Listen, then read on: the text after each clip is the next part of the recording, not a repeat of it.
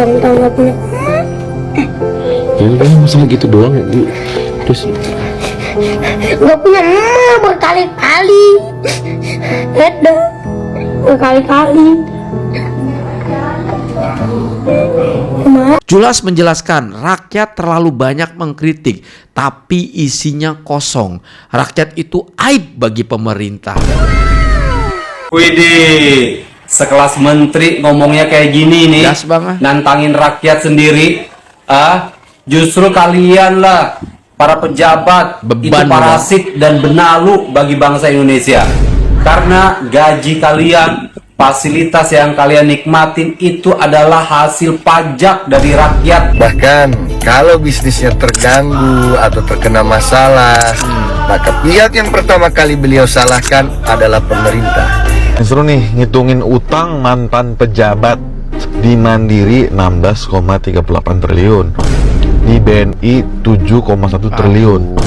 Oke, tambah lagi nih di BRI 6,08 triliun. Wih, banyak banget bos. Terakhir di BSI 766,5 miliar. Banyak sekali. Coba di total kira-kira berapa? Tembus 30,33 triliun. Waduh.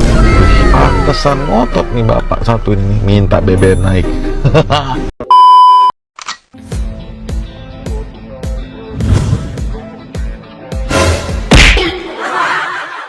Halo guys, assalamualaikum warahmatullahi wabarakatuh. Selamat datang lagi semuanya para pemirsa yang budiman, yang cantik, yang ganteng, dan cetar memenol. Gimana kabar teman-teman ya? Semoga kalian tuh pada sehat-sehat dan semoga nih rezeki teman-teman selalu berjalan dengan lancar. Guys, seperti biasa gue akan ngebahas video-video viral ya, baik itu tentang dunia politik atau tentang kisah kehidupan. Semuanya bakal gue bahas di sini. Dan jujur gue tag video ini jam 3 subuh. Hampir lewat malah ya teman-teman ya. Jadi kalau suasananya rada gimana gitu, gua nggak seperti energik banget gitu ya, tapi nggak apa-apa ya karena gua udah standby kopi gitu ya. Langsung aja yuk, tanpa banyak basa-basi kita gas, kita menuju TKP and play. Menyayat hati, jadi Vino di sekolahnya main ledek-ledekan sama temannya, dan akhirnya temannya ngeledekin Vino nggak punya mama. Dan seperti biasa, Vino sepanjang jalan nangis menuju rumah, ceritakan kisahnya di sekolah, dan akhirnya sampai di rumah baru curhat deh sejadi-jadinya. sini. Ini bapaknya kalian videoin ya. Kalau nama mak doang mah kagak apa. Kan nama orang tua ya nama orang tua. Kan yang ledekan itu bukan nama orang tua. Agus kagak apa-apa. Agus ya, sudah.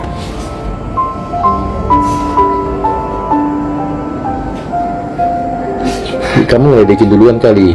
Kagak, Pino kan ngeledekin kan Pino lagi main, terus Pino diledekin Bijak, terus Pino ledekin balik, Bijak ngeledekin berkali-kali, terus Pino bilang udah impas ya, udah terus tiba-tiba si Apik ngatain pipi berkali-kali, terus Pino bilang karena mamanya Ina udah ya impas, Pino bilang Ina lagi udah ya impas berkali-kali, terus Fabian bilang kayak gini, Pino emang kamu gak punya emak? Iya, Apis langsung bilang gak punya emak, langsung gak punya emak, capek Pino langsung.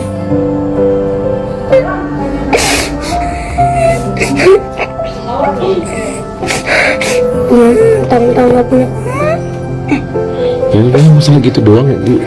Terus gak punya emak berkali-kali. Ada berkali-kali mati. ya udah nggak usah ditambahin kalau gitu, kalau kayak gitu. Udah sampein. Ya masa mau ribut lagi sih? Kamu bikin ribut papa mulu deh kemarin. Agak Itu Alakim aja cuma bilang Pino. Contoh ya, KONTOL didatengin, tapi sampai ngatain Pino emak nggak didatengin tuh. Ya kan emang benar Pino. Habis deket rumahnya. Ya kan emang Pino nggak punya. Jadi katanya nggak punya emak, nggak punya emak, piatu. Aku udah Pino ke meja. Terus Pino bilang, udah kalau mau dimaafin ya udah, habis kagak mau. capek banget. Gue juga dari dulu minum dulu. Habis pernah bikin Pino nangis. Tapi ternyata Apis pernah bikin Pino nangis. Apis pukul Pino, tapi Pino yang salah. Apa-apa Pino mulu yang salah. Kalau sama Apis, makanya Pino paling males kalau Pino dinangisin sama Apis. Pino diem dong, iya ya udah. Maaf ya Pin. Ya udah gue gitu aja, biarin aja sih. Udah datang sih. Ya kan emang lu ngapain sih emang? Udah bilang iya emang aku gak punya emak, emang kenapa gitu? Gituin aja.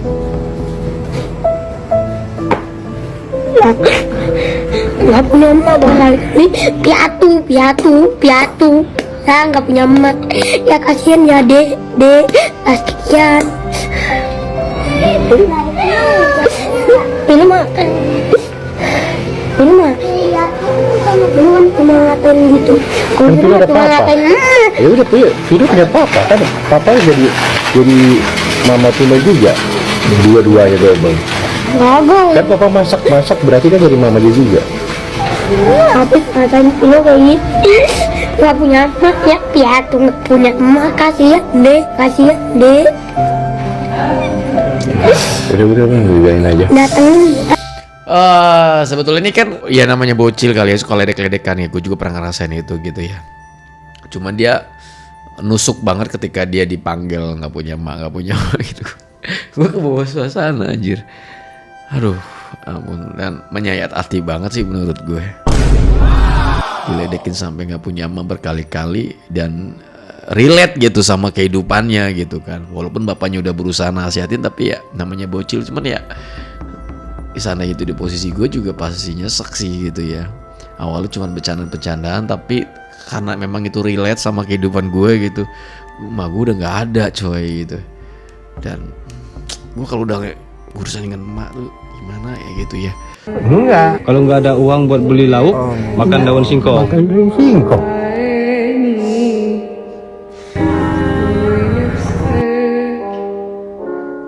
Seorang kakek berusia 83 tahun makan daun singkong kerana tiada wang untuk beli nasi, hidup bersama anaknya yang istimewa atau Down syndrome. Salut gue sama abang. Assalamualaikum, Abah. Sehat?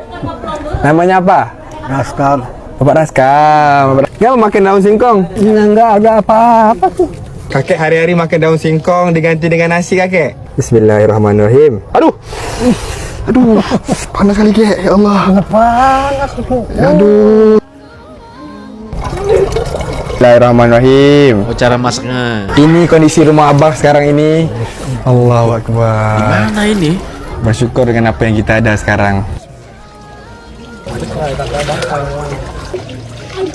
Bismillahirrahmanirrahim. Siratal mustaqim. Boleh main habidah. Assalamualaikum warahmatullahi. Kalau nasi nggak ada, pakai daun singkong super rasa ya. Bismillahirrahmanirrahim. Nggak pahit.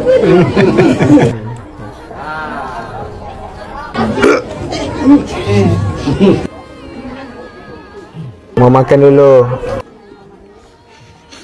Bismillahirrahmanirrahim.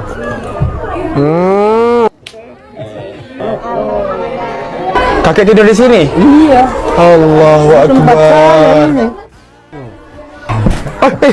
Astagfirullah.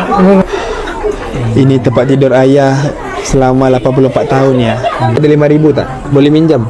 Ya Allah. Mau buat ongkos pulang Malaysia. Cukup tak? Cukup. Tapi kakek nanti nggak ada duit. Iya dah. Tutup matanya dulu. Tutup.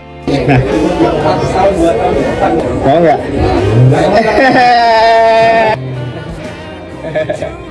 Anggap Aisyah seperti anak kakek ya. Amin. Totalitas banget Aisyah ya. Demi Allah benar-benar hancur rumahnya. Ya Allah. Ini kalau banjir air masuk nih. Air masuk, makanya mau kita tinggikan. Aisyah buatin rumah yang baru mau. Nih kadesnya Dalam 7 hari kemana kita sih harus ya? siap rumah nih, boleh tak? Boleh banget.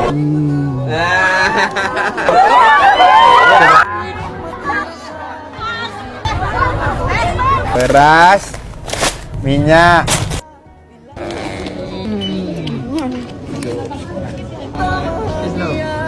Ini kepala desanya kemana sih? Gue mau sampai ada orang yang kehidupannya begini kayaknya cuek banget.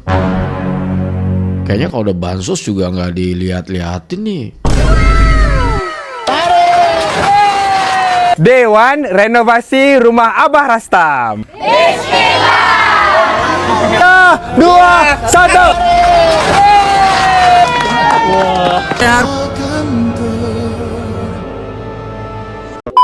Oke, dari ngebahas yang sedih-sedih, gue mau ngebahas yang lumayan serius. Datang dari dunia perpolitikan, ya. Dari pejabat kita, siapa yang gak kenal dengan Pak Julhas? WD. Julhas menjelaskan, rakyat terlalu banyak mengkritik, tapi isinya kosong. Rakyat itu aib bagi pemerintah. Sudah baca berita artikel ini? Udah, Bang. Julhas menjelaskan rakyat yang terlalu mengkritik tapi isinya kosong. Rakyat itu adalah aib bagi pemerintah. Widih, sekelas menteri ngomongnya kayak gini nih, Gas, Bang. nantangin rakyat sendiri. Justru kalian lah, para pejabat, itu Beban, parasit dan benalu bagi bangsa Indonesia. Karena gaji kalian, fasilitas yang kalian nikmatin itu adalah hasil pajak dari rakyat Sebentar, Bang. Lu tadi bilang apa dia? Parasit ya, Bang ya? Indonesia. Mau apa lo? Rakyat tanpa ada pemerintah bisa kerja, bisa cari uang dan segala macam. Tapi kalian para pejabat tanpa adanya rakyat bisa apa kalian? Kalian nggak bakal bisa menikmati gaji dan fasilitas kalau tidak ada rakyat. Sombong amat ngomongnya kayak gitu. Rakyat dikatain aib bagi pemerintah. Kalian sudah memberikan kontribusi apa buat bangsa Indonesia selain menikmati anggaran negara hasil dari pajak rakyat?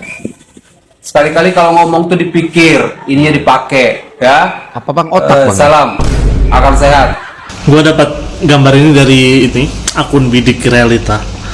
Tulisannya adalah, Bapak ini menegaskan tugas rakyat hanya satu, yaitu bayar pajak.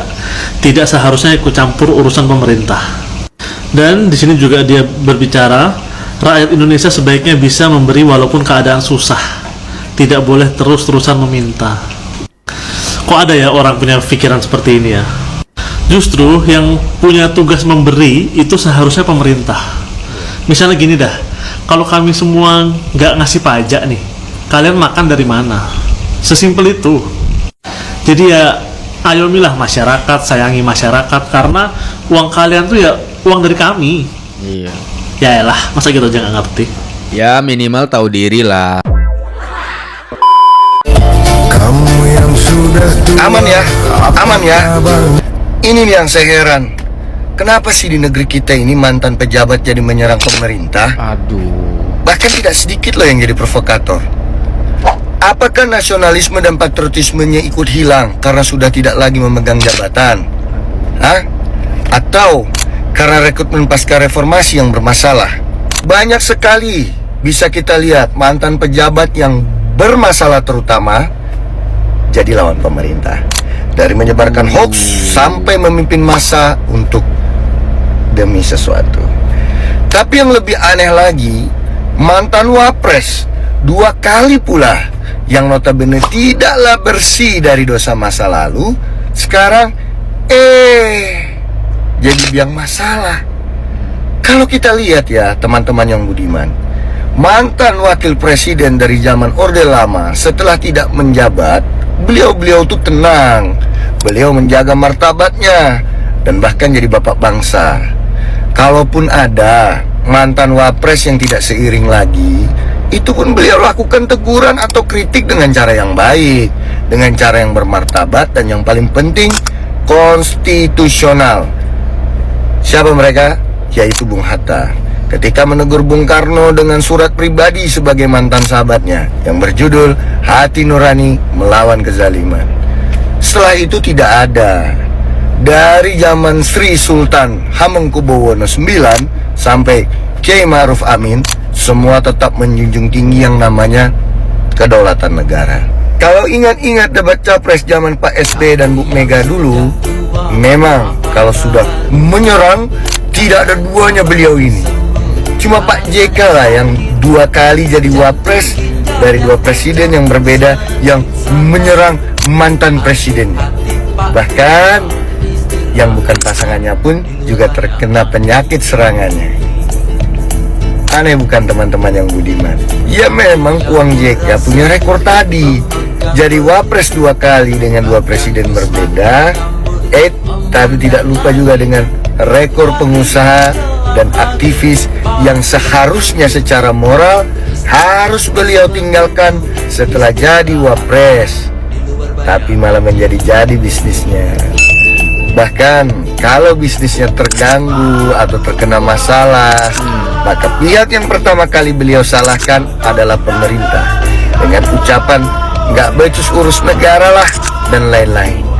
Pertanyaannya adalah yang becus urus negara ini di mata Puang siapa? Puang dengan grup perusahaan Puang, atau orang yang Puang ikut dukung dalam pemilu kemarin? Ayo, siapa itu?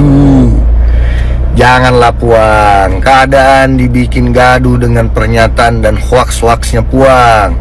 Saran saya di masa purna dan tua Puang sekarang, lebih baik fokus pada agama dan keluarga. Udah tua ya. Dan kalau misalnya Puang mau kasih nasihat atau masukan, berilah nasihat dan masukan dari seorang bapak kepada anaknya, bukan sebagai bos perusahaan kepada karyawan atau politikus pada partainya, apalagi aktivis. Pak Tua, sudahlah.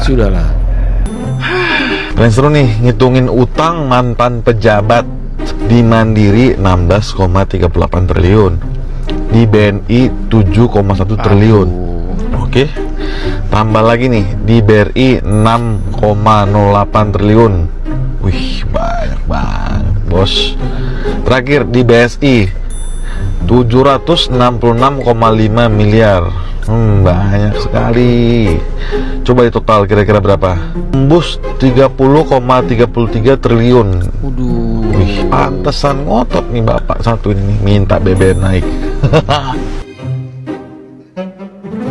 Yusuf Kala buka peluang dialog soal laporan dugaan penistaan agama. Perasaan Ahok dulu nggak ada kayak gitu-gituan deh, ya. Pokoknya langsung salah, pokoknya Ahok salah. Tapi nggak apa-apa teman-teman, kita saksikan bersama-sama apakah hukum di Indonesia ini ya adil atau tidak. Apakah kita semua warga negara Indonesia ini sama di mata hukum atau tidak? Kita sama-sama tunggu hasil akhirnya ya. Apakah hukum dibuat hanya untuk orang-orang tertentu atau untuk semua orang, untuk kebaikan bersama, atau hanya untuk menzalimi orang?